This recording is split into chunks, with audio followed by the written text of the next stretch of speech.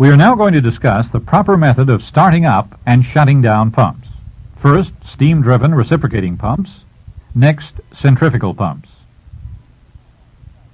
Procedures that follow are general. You must also know your unit's operating procedures. Before starting any pump, be sure it's ready for safe, efficient operation. Check housekeeping at the pump site. Clear away any tools, boards, cans, etc.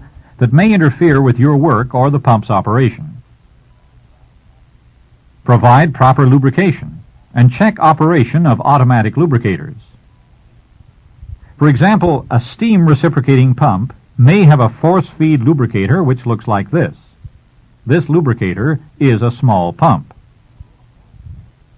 A force-feed lubricator contains an oil reservoir. Before you start the pump, be sure the oil reservoir is properly filled with the correct lubricating oil. While the pump is running, its rod or shaft operates the lubricator, pumping lubricant to some of the pump's moving parts. Since this power is not available until the pump has started, give the hand crank a few turns before startup. Check other lubrication systems and add oil or grease as required. Before startup, establish cooling water circulation if required. The liquid end of a pump in hot oil service must be heated slowly to avoid damage from uneven expansion. Pumps and lines handling hot oil are often insulated and steam traced. Be sure tracer steam is turned on. You should also use the hot oil itself for warm-up. Close pump drains and crack open the suction valve to let the pump fill slowly with the hot oil.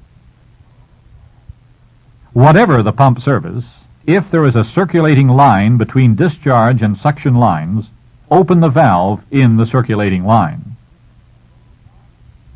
Drain condensate from steam cylinders. Since water is not compressible, starting with water in the cylinders may damage cylinder heads. Open valve in steam exhaust line. Crack open the steam valve to the steam cylinders and allow the steam end to warm up. Caution, where steam exhausts to the atmosphere, hot steam condensate will be emitted during the warm-up period. Close steam drains from steam cylinders. Open the suction valve completely. Slightly open the steam valve to let the pump discharge slowly through the circulating line until the pump is operating smoothly. Then, open the discharge valve completely. And close the circulating line valve. The pump should now be running smoothly but slowly. Open the steam valve gradually to maintain smooth operation while increasing the rate. Now check for leaks in casing, packing, and piping. Stop leaks if possible. If not possible, you may have to shut the pump down for safety. Also check lubrication and add oil or grease as needed. Check packing temperatures. Careful, the steam end is hot. The liquid end, too, if in hot oil service. High packing temperatures may indicate that glands are too tight. If unusual noises develop, check the source. Correct if possible. You may have to shut the pump down to do so. Now turn to workbook number 2 and complete exercise 16.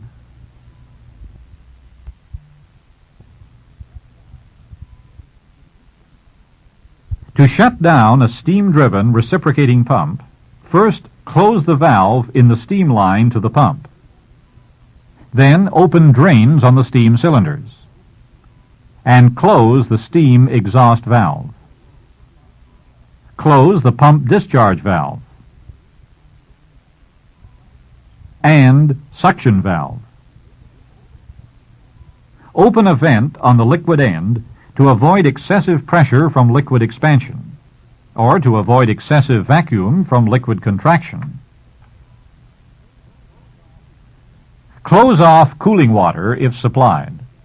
If there's danger of freezing, drain the pump's cooling system. If the pump is insulated and steam traced, operating procedures may require leaving steam on.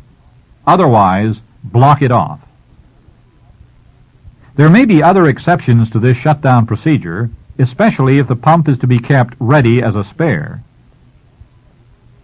In that case, operating procedures may require that cooling water, if supplied, be kept on. Or, as previously mentioned, steam tracing may be kept on. The liquid end should not be vented, but both suction and discharge valves should be left open. To keep the steam end in readiness for startup, steam cylinder drains may be kept closed and a steam exhaust valve open. When the steam drains are kept closed and the steam exhaust valve open, the steam valve to the pump should be kept barely cracked open. This practice keeps condensate out of the steam cylinders, preventing cylinder head damage when the pump is started. Now turn to workbook number 2, exercise 17.